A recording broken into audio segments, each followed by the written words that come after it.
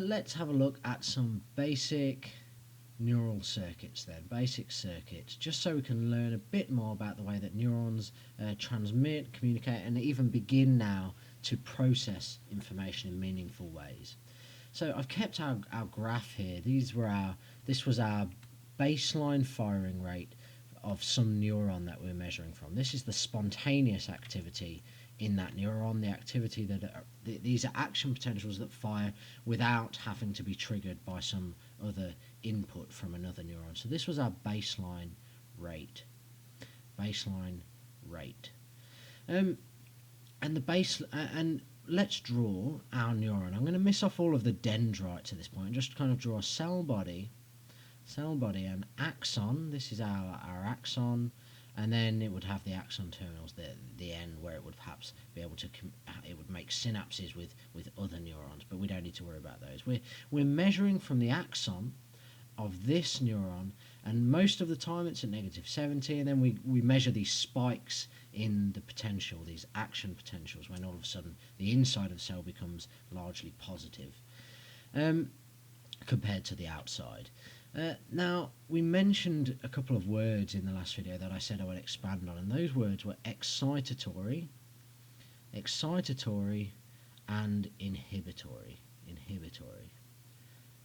So let's say our neuron is neuron A. This is the neuron we're measuring from. Now, synapsing with that neuron are two other neurons. Let's call this one neuron 1, and it's excitatory. And then we have neuron 2, and neuron 2 is inhibitory. So we'll see that the effects of these neurons, we really talked about excitatory neurons when we talked about the synapse, so you'll already be quite familiar with those, and we'll see what the inhibitory neuron does as well. So we said that it's all about this -70 millivolts, this -70 number that we've kept saying. This is our kind of membrane, our resting potential of the neuron. We also mentioned this other number, which was -55, and this was the threshold. If enough positively charged ions flowed into the neuron, when ion gates open in the membrane of the cell, allowing those ions to flow inside the cell, if enough flow in to raise that potential from -70 to -55, then we've kind of hit our threshold, and all of a sudden it will burst up to +20 millivolts, and we'll see a spike on our graph, on our chart of the activity of that neuron. Now, let's say that our excitatory neuron has received, maybe it's a sense neuron, it's received some light, and some light has been shone on it, and so it fires, that light is converted into an action potential, and it causes an excitatory response in neuron A, the neuron that we're measuring from. An excitatory response is one which, and I like to introduce this term, the idea of the likelihood of an action potential firing. So when there's no inputs to the neuron and it's just ticking along at -70, there's still some likelihood that action potential will fire. We have this spontaneous firing, so there's some likelihood, and that likelihood gives us an action potential about once every 1.5 seconds in our neuron that we're talking about here. Likelihood of an action potential firing. Now, if neuron 1 is excitatory, then it's going to increase the likelihood that neuron A will fire an action potential, because it brings us closer to that firing potential. It might not bring us all the way up to -55, it might say take us to -60, but that's closer to our firing threshold, so we might see more activity in this neuron. We might see heightened activity. When we let's say that we turn the light on at 2 and a bit seconds, and so while the light is on, we see more activity, more action potentials. We turn the light off, and neuron A goes back to its baseline firing rate. Now, in opposition to this, let's say that neuron 2 is some kind of inhibitory neuron. An inhibitory neuron reduces the likelihood that neuron A will fire an action potential, and it does that by causing that neuron, instead of becoming more positive, it it would actually become more negative, perhaps dropping to negative 75 or more, meaning it's the distance between its current potential and the firing threshold is further. There's more distance, there's a greater gap, to a greater distance to move to reach that firing threshold, and so it's less likely that an action potential will fire. And so if we turned on neuron 2 at this point, well, let's say we turn on neuron 2 at the same time we did with neuron 1. We turn it on at 2 and a bit seconds, and then turn it back off. In this time, we would see no action potentials firing, and then after which it would go back to normal. In fact, let's just turn it off. Let's say we turned neuron 2 on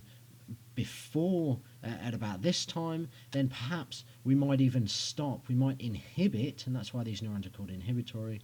We might inhibit any action potentials from firing during that time, and then as we release it, then neuron A can go back to its baseline firing rate.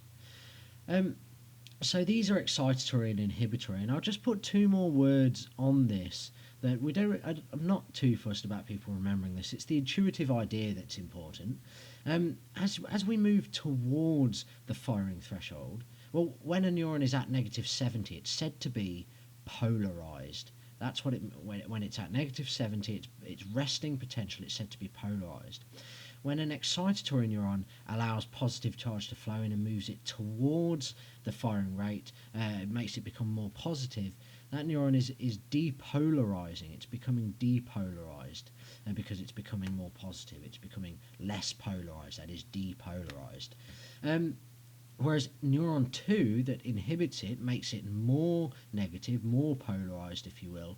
We call that hyperpolarized, more polarized.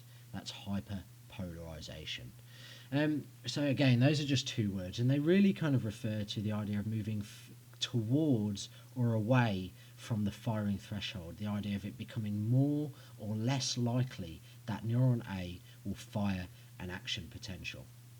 So I'm just going to scroll down here, and we'll have a look. Well, let's keep on our graph. Let me erase some of this that I've got here. Let's erase some of this and draw ourselves some more neurons. Let's say that this time, this is our neuron A that we're measuring from. This is the neuron that we're measuring from, and it's ticking along at its baseline firing rate. It's at once every 1.5 seconds-ish. Now, let's say that this neuron, actually, we have, let's say we've got 1, 2, 3, 4, 5, 6 other neurons, okay? This was our original neuron. Let's say that this neuron synapses with neuron A, and so does this one, and so does this one, and so does this one and this one, but this neuron doesn't. This neuron synapses with some other neuron that we could measure, and that has a bunch of neurons synapsing with it. So how is neuron A, how is its firing rate going to be affected by these neurons? Let's say that these three in the middle are excitatory neurons. They cause neuron A to become more likely that it will fire an action potential, and these other neurons on the outside here are inhibitory neurons, and they cause hyperpolarization in neuron A. So if these were let's say that these are light sensitive neurons. If we shine a light at just this one in the middle, then that causes an excitatory response in neuron A, and we might get an increase in firing rate. Let's say that this is when we turn the light on, and this is when we turn the light off. When the light turns off, it goes back to baseline rate. So we see an increase if we shine a light on this one neuron. But if we make our light cover a greater area, and it actually hits these two other neurons as well, these are both excitatory, then we get an even greater firing rate in neuron A in the time when the light is switched on. We get a higher firing rate, and thus a greater signal generated by that, and possibly we would experience that as increased brightness or something of the light. And so neuron A would experience an increased firing rate.